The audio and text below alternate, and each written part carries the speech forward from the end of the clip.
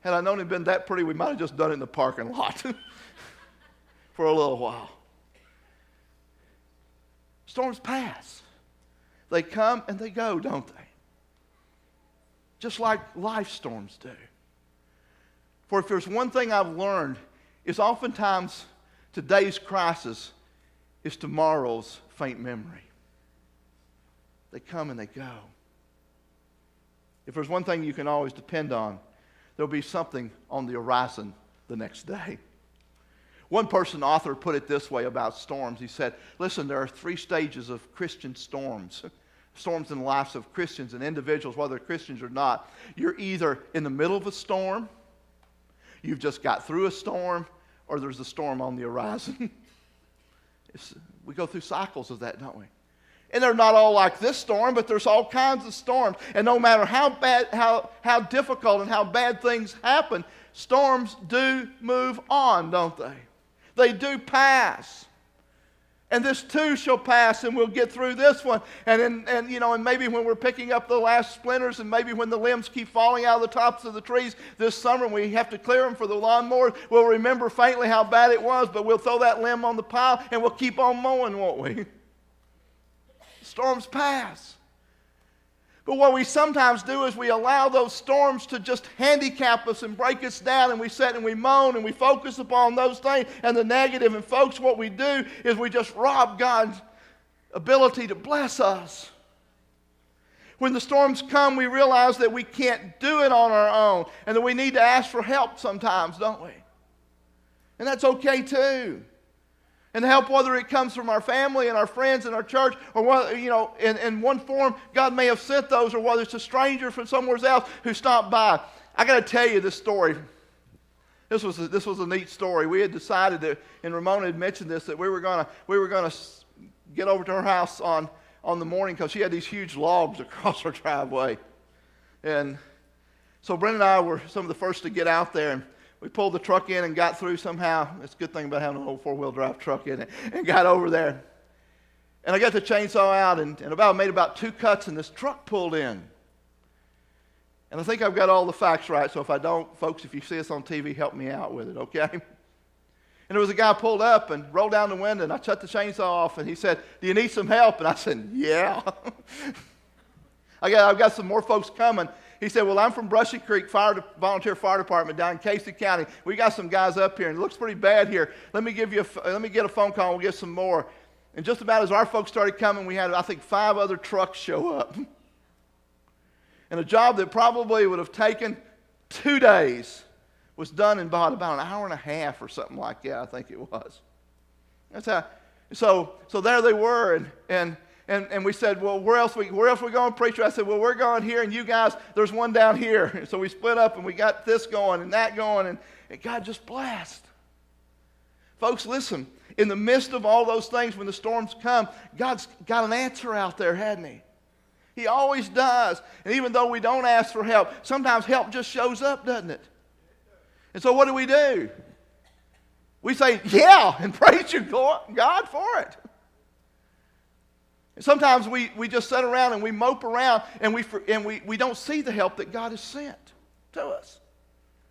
We don't see the discouragement. All we do is complain, and we focus on the negative. Folks, listen, God has some blessings, and if there was no other greater blessing than the beautiful sunshine that came on that Sunday morning, letting us know that everything was all right. And when I looked up at the sky that morning, I thought of how Noah must have felt when the rains quit, and he looked out and he saw the sun from the ark.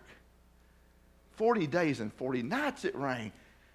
Think about how without power for 40 days and 40 nights. Some of you were about to croak at 7. What can I do? I can't curl my hair. I didn't have to worry about that. I want you to know that. That was not a problem. And let me tell you what that cold shower was. Some of you didn't even have water. So it can get tough, can't it? But let me tell you, God's got an answer for it, doesn't He? And He'll send it in some special way. And we must remember that when the storm has passed, we got to remember that we may have called on God, and we may have made promises, And we may have said things, and the disciples understood that before. They said, Jesus, you don't even care. And Jesus cared, and he calmed the storm, and they were safe. But folks, just like some of us, they forget that they promised to serve him every day of their life. We can't forget that.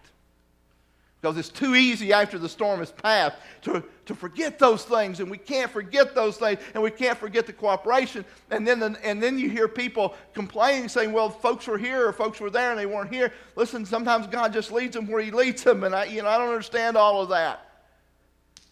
But I'm sure glad that guy showed up in a pickup truck last Sunday morning. So God works in those. And so not only will storms come and storms go, and that we must remember that when the storm has passed, that there's still a God there who loves us and cares for us, and we need to learn those lessons. The last thing that I want you to remember is that Jesus remains. He's always there, whatever the storms are. We need to remember that Jesus is there in the good times as well as the bad times of life. He promised that. Matter of fact, he said, I will never leave you nor forsake you. Matter of fact, the disciples here got really angry at Jesus, didn't they? They said, what are you doing back here asleep? You don't even care about us? The reality was that Jesus knew that there wasn't as big a crisis as they thought there was. Sometimes we get ourselves all tore up about crisis that God already knows what's going to happen. And we let that just so consume us that it just destroys everything. And it takes us off our focus of what God is doing. And maybe sometimes in the midst of those storms, God teaches us some lessons. Some things we need to learn. You think so?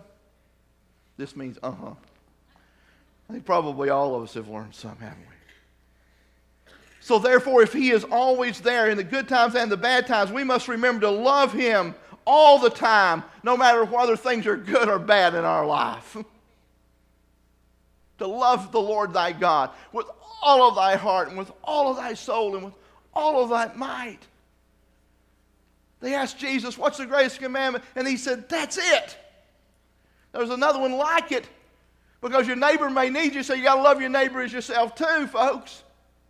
But the reality is that if we love God like that, he's always there. He never leaves us nor forsakes us. And we must remember to pray to him in good times as well as bad times. Because I don't know how many people have prayed, oh God, if you'll just get me out of this mess, I'll live my life in such and such a way and glorify you in everything. And some of them's already forgotten it.